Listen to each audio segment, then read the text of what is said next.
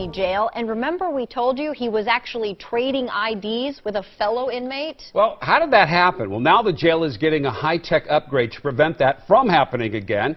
In the next few days, any inmate that's booked here at the Clark County Jail will have to get their fingerprint scanned first. Now, we're told this is the first local corrections facility to do digital scans. It's a technology that's mostly reserved for federal and state prisons. Last month, Michael Deontay Johnson was locked up in Clark County Jail for kidnapping and other serious charges, but was able to walk right out the door after swapping IDs with another inmate. With this new system, correction officers say that can't happen. It allows corrections deputies to identify a person coming into the jail by fingerprint matched with their physical description and their photographs, and then upon release that fingerprint is compared to their captured one at the beginning to make sure that we're releasing the correct person. The new finger biometric system cost $40,000 and was already set to be rolled out before Johnson escaped last month. Students in Westerville City Schools can say goodbye to the long lunch lines. That's because the district is trying out its new student identification system. The pilot program is underway at 3 schools, including Blended Middle School. Lunch and recess. Some argue it's the best part of the school day. We have a limited amount of time for lunch in a day, and it varies from age group to age group. So we have a lot of kids to serve, and that experience in their daytime is what's important to me. Making lunchtime smooth and efficient is what the West School District is trying to do with a new pilot program that streamlines the entire process from start to finish. The district is one of the first in Central Ohio to try out biometric finger scanning, and kids are already getting the hang of it. I like it because I think it's just a lot easier too, because we used to do a lunch card system. Instead of lunch cards or lengthy student ID numbers to remember, students have a new routine.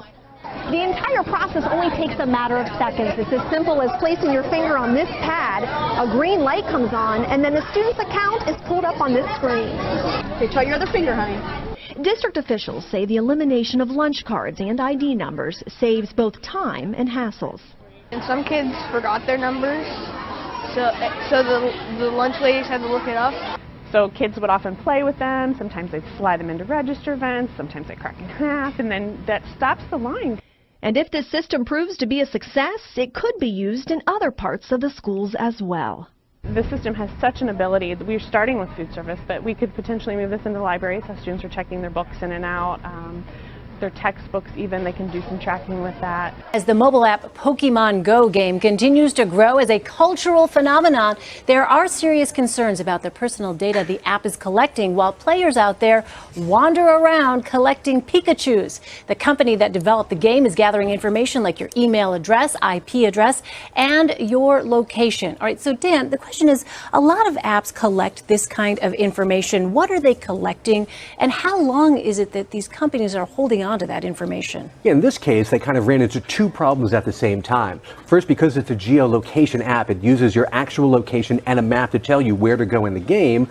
Some people were like lying in wait at the back of like dark parking lots and mugging people when they came to collect an item in the game. So that was one problem. The second problem was on iOS devices, by default, the app asks for a lot of permissions to access information in your Google account if you signed in through Google, and the game is made by a sister company of Google, so you're likely to do that. They've actually come back within a couple of days and changed that and reduced it to just asking for basically your Google username and your email address, which is a lot more, common. UFO spotters believe they may have caught a UFO entering the Earth's atmosphere before NASA's International Space Station's feed was inexplicably cut.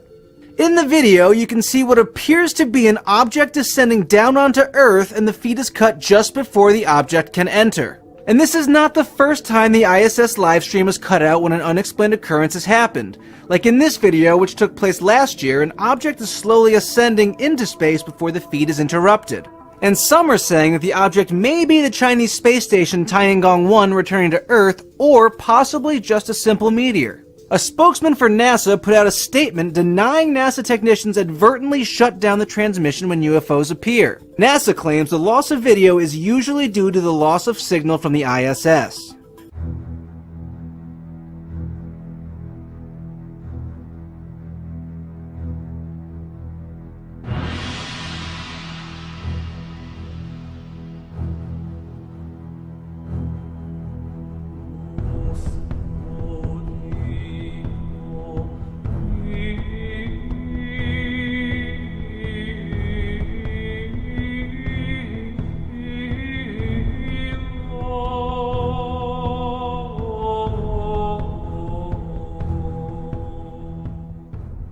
Yesterday, more than 30 people in New York suffered bizarre reactions to an illegal synthetic drug, which is now available all across the country. Can't stand up straight. It was a bizarre scene.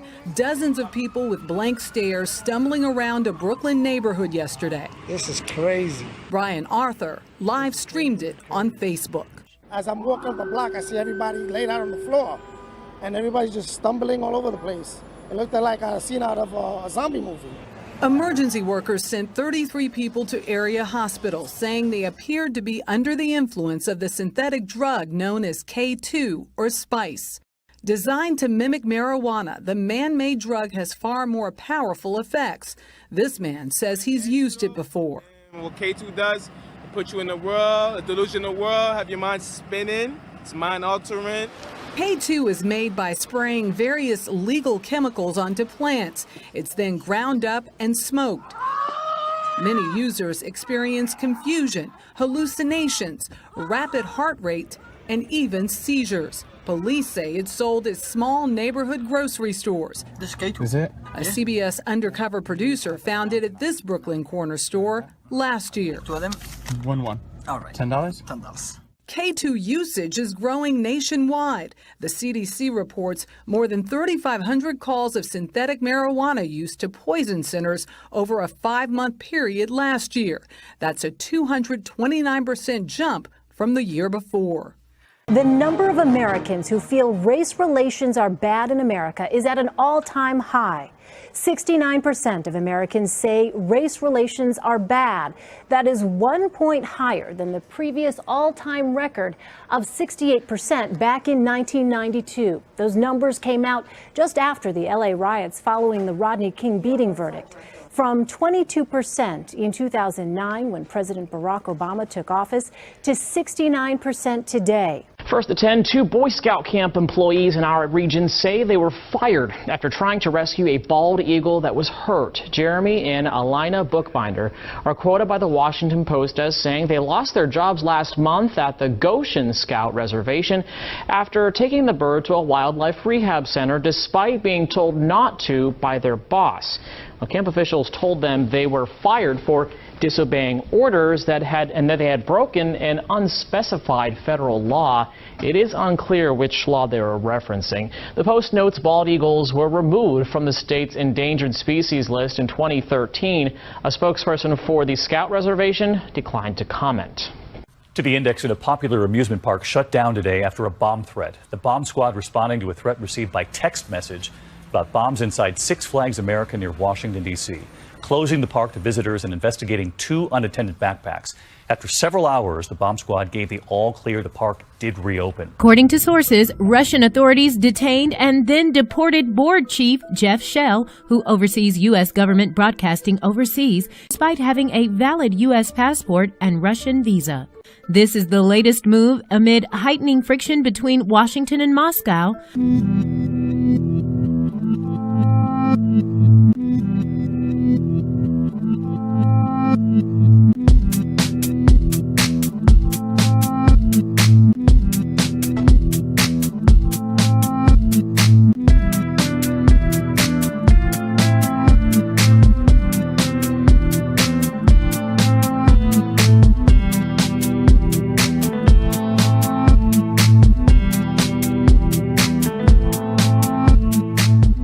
We've got breaking news now. Israeli tanks and bulldozers has entered Syria. They are now constructing massive fortifications. This story comes to us via Sputnik News International.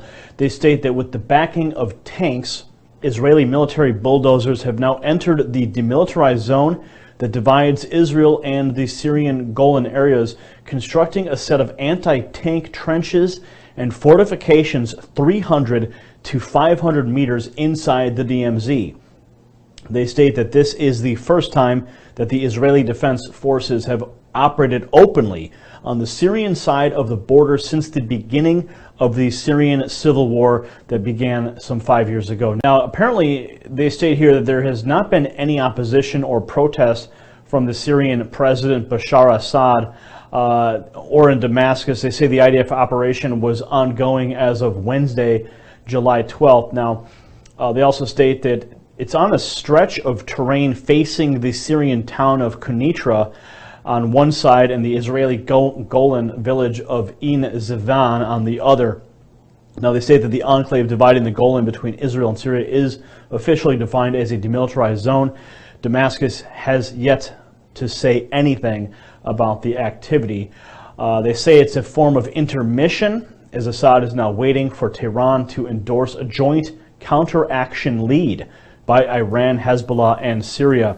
They state that IDF movements have reportedly been supported by unusual Israeli Air Force presence over Lebanon and Syria. So this is a very serious move by Israel in the region now.